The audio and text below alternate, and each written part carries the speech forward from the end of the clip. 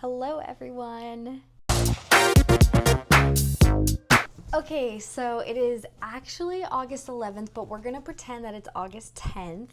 Yesterday, I totally forgot to film an intro before my excursion, and you know what? I'm human, okay? Honestly, I was just trying to enjoy my weekend, and to tell you the truth, I didn't know where I was going yesterday, so I couldn't even film an intro explaining where I was off to because at the time I did not know. My plans for an excursion yesterday sort of fell apart, but thankfully my mom came to the rescue. So yes, today we are going to New Boston's rail trail. Because I already lived yesterday, I know that we started on the rail trail and then we went to Café afterwards, plus another impromptu gluten-free spot. But before I show footage of where we went, I have to rate the experience from the day prior.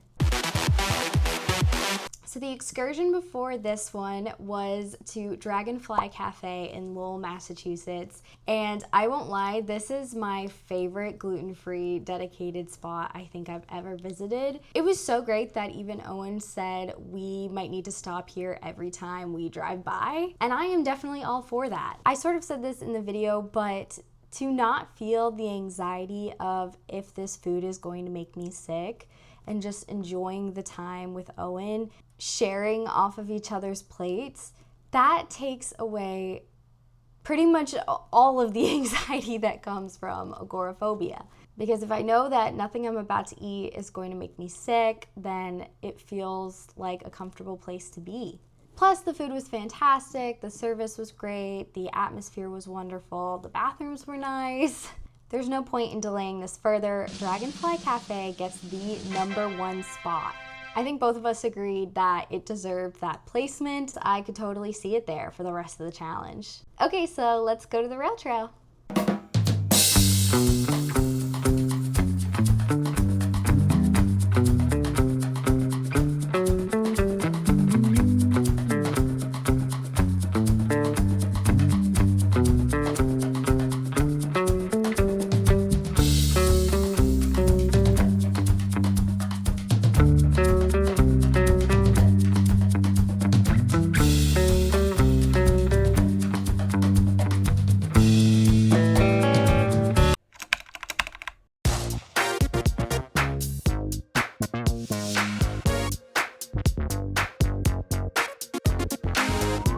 So I did not just get back from the rail trail in the cafe, but as you can see, it was a wonderful outing.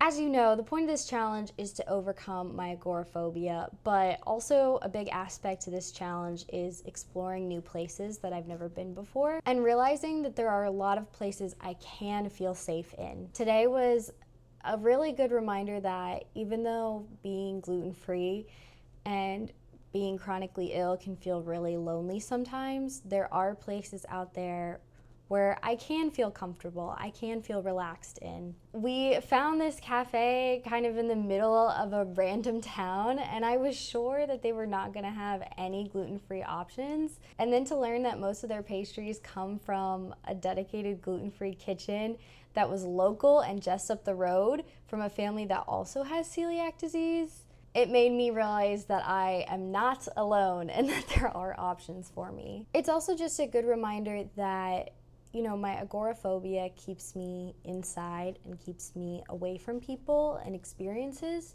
And the more I go out, the more I realize that there are places for people like me. There are people like me. To add to that point, I had sent a friend this series, and we were talking a little bit about my challenge, and they shared with me that they empathized with some of the feelings I was having regarding agoraphobia and going out into the world, and that it can be really, really hard. And it was another moment of realization that we all have struggles, and at least with my friend and I, we both had a similar struggle. Social media tells us that we only need to be showing the best and the prettiest parts of our lives. And actually, when you open up with people, that's when you get this real sense of connection. When you're vulnerable, there's always the fear that you won't be accepted.